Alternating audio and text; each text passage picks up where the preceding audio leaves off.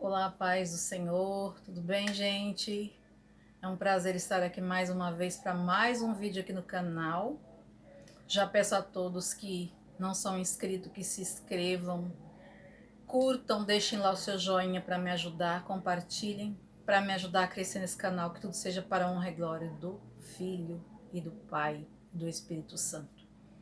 Queridos, eu venho aqui compartilhar com vocês a respeito de uma história que eu escrevi uma carta para o meu Deus. Eu já vim de um casamento que eu vivi durante 20 anos, que eu tive os meus 2 filhos, né? Eu tenho um casal de filhos. E, assim, foi um casamento que teve muitas boas coisas, tem boas lembranças, mas também tem algumas coisas ao ponto da gente ter chegado e decidido que não daria mais, depois de muito tempo de luta. E eu me divorciei em 2015. Quando foi no final de 2016, eu resolvi escrever para Deus a respeito da minha vida sentimental. Que a vida inteira, irmãos, eu fui uma pessoa que sempre fui assim. Tem gente que até acha, né, que a gente é ruim, né, para se relacionar e tal. Mas eu creio que veio dali uma maldição na minha vida, lá dos antepassados. Eu tenho das irmãs da minha mãe, não lembro bem o total, são vários, mas das mulheres, ela é a única que casou. E dos homens, tinha homem solteiro também que nunca casou. Então é assim uma parte bem preocupante. E pensando nisso, já com tantas exceções, só arrumava caras para aproveitar, aproveitadores, mentirosos. Porque quando chega, né, um príncipe, nossa, maravilhoso, é o homem da minha vida, ai, minha linda princesa, dali a pouco eles, graças a Deus que antes de casar, né, começa a se manifestar com os abusos. E eu cansada já né, de vir de tantos relacionamentos abusivos, que pra gente que tá sendo abusada, aparentemente não parece abuso, porque esse abusador não é totalmente abusador, ele tem ali o carinho, ele tem, né? Tipo, eu costumo dizer, ele morde e sopra. E eu com muito medo, né, que eu não tive um bom exemplo em casa dos meus pais, o casamento deles era muito infeliz. Eu fui e falei, eu vou entregar esse negócio para Deus, porque eu não vou saber escolher entre multidões aonde tem uma pessoa que seja compatível, que será a pessoa ideal para minha vida. Mas eu sei quem sabe, Deus, porque foi Ele que fez todo mundo. Então Ele vai saber onde é que está esse homem, se for da vontade dele que eu me case, tá? Ainda fiz esse questionamento. Peguei papel e caneta e comecei a escrever, né? Para Deus, que pedindo perdão, né, por tudo que eu tinha feito, por já ter quebrado uma aliança que a gente decidiu ambos. Enfim, não tinha mais como lutar, mas não quer dizer que eu lutei muito, muito. E eu nunca tive vontade de fazer esse tipo de coisa, quebrar alianças. Apesar de ainda na época eu saber o valor, como eu sei hoje que é um casamento. Hoje eu não brincaria mais com isso, nem sonho. Nesse caso, eu peguei um papel, caneta, entrei pro meu quarto, tenho muita mania de escrever carta para Deus. Eu acho que é uma mania boa e Deus se agrada, porque eu desde muito mocinha que eu tinha minhas conversas com Deus. Senhor, me mostra como eu tô assim, dormia e sonhava, Deus mostrando. Então é uma comunhão minha e dele, é um particular meu e de Deus, tá? Peguei papel, caneta, escrevi a carta. Senhor, né? Eu não deveria e tal, quebrada aliança, mas aqui estou para entregar nas suas mãos a minha vida sentimental. Pai, eu não escolho beleza, não escolho dinheiro, não escolho nada disso. Eu só peço ao Senhor, faça o teu querer. Só te peço, por favor, que seja homem honesto, de bom caráter, que ame ao Senhor sobre tudo, porque eu sei que esse homem jamais irá me deixar. Um homem que ame ao Senhor, conforme a Bíblia diz, né? Um homem que Deus esteja acima de tudo, ele jamais, nem pensamento, ele vai abandonar o que Deus deu na mão dele para ele cuidar. Aí, né, ainda coloquei lá alguns desejos meus, seja homem trabalhador, honesto, de bom caráter, um homem bom, carinhoso, que cuide de mim e que seja apaixonado pelo Senhor, porque eu sei que esse homem jamais vai abrir mão de mim por nada e vai querer lutar para estar comigo e ambos vamos construir uma família, se for do teu querer. Mas se não for, eu preparo o meu corpo para que eu fique só o resto da vida, se essa é a sua vontade. Tudo bem. Escrevi a carta, né? Foi em final de 2016, mais ou menos em novembro, dezembro. Dobrei, guardei, coloquei no envelope, guardei como sempre dentro do guarda-roupa. Tudo bem.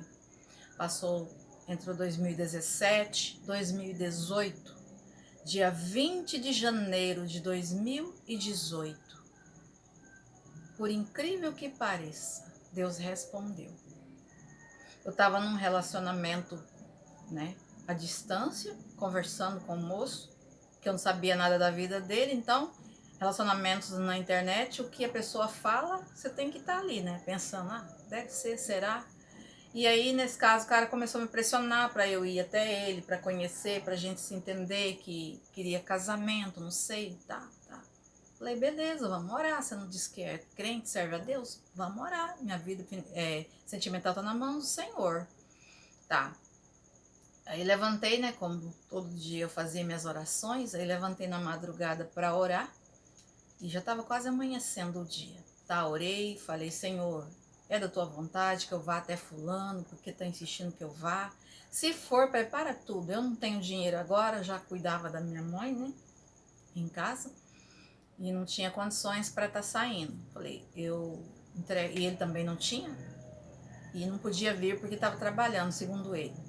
Aí eu pedi a Deus, né, que se fosse a vontade dele, que ele entrasse com provisão na parte financeira e que proporcionasse esse encontro para que, se fosse a vontade dele, que seguisse nesse plano para no fim ter um matrimônio. Tá, beleza. Orei na manhã, levantei, fui cuidar das minhas coisas normais, trabalhar, cuidar da minha mãe, das coisas, do alimento, tudo. Beleza, passou durante o dia. À noite a gente tinha marcado para ir na casa de uma prima minha para jantar. E nisso tinha um rapaz parente que estava dando lá umas crises, estava com algum problema espiritual. Inclusive eu tinha levado para pastor orar por ele e tal. Ele até reconciliou e tal. E 7 e pouca tô. Meu Deus, esse povo que não chega. Aí falei, vou, né, passar ali para ver o que está acontecendo. Cheguei lá, tá lá o rapaz de novo, passando mal, sem ar. Pediu para mim, me leva no pastor, né?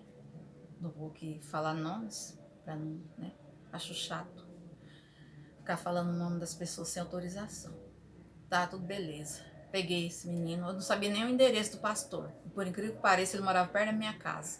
Perguntei para minha prima, você sabe onde é a casa desse pastor? Ela falou, sei sim. Falei, então entrei no carro, vamos lá que eu vou levar ele para o pastor orar novamente. Tudo bem, chegamos.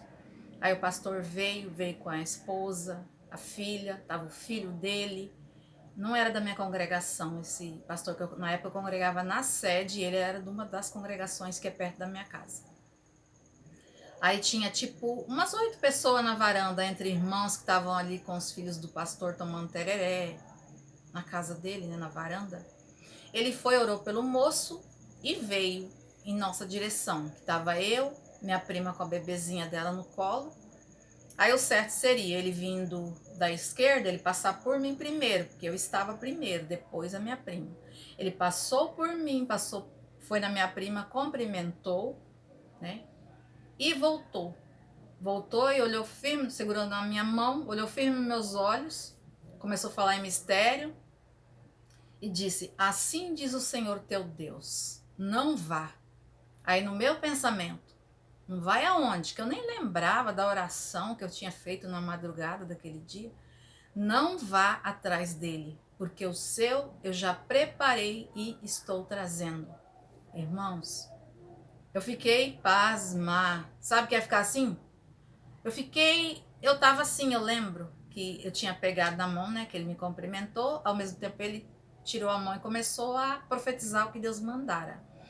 Coloquei a minha mão assim, E fiquei em estado de choque, pasma, olhando para ele, que eu nunca vi Deus me responder daquela maneira. E esse homem foi falando que Deus mandava, parava um pouco, falava em mistério, voltava a falar, que não vai dar para falar tudo aqui, até porque muitas coisas a gente esquece. Minha prima estava junto, é testemunha, e esse rapaz também. Aí ele disse, né, como seria esse homem que Deus preparou para mim, que como eu seria a vivência minha com ele, ia falando mistério, entregando tudo que Deus mandara. Eu falei, meu Deus, eu nem lembrava mais direito da carta que eu tinha escrevido, né? Afinal, já tinha mais de ano. Aí ele falou muita coisa, irmãos, muita coisa mesmo. Eu não estava preparada para escutar, porque eu fiquei em estado de choque. Saí dali calada, despedi, né? Ainda falei para ele, paz do Senhor, Deus abençoe. Ele falou assim, eu falei, muito obrigado, desculpa ter incomodado, né, por ter ido lá levar o rapaz na casa. Ele falou, obrigado eu, minha filha, e se prepara, viu, porque vai ter festa e bolo, é isso que eu quero. Aí todo mundo começou a rir, as mulheres estavam ali, minha prima e algumas mulheres começaram até a chorar, emocionada, e eu não consegui nem ter reação. Eu fiquei em estado de choque, totalmente choque. Aí entrei no carro, né, saí caminhando, aí entrou eu, minha prima e o moço, aí eles ficavam fazendo pergunta, é ele, né, se era o rapaz, e eu calada.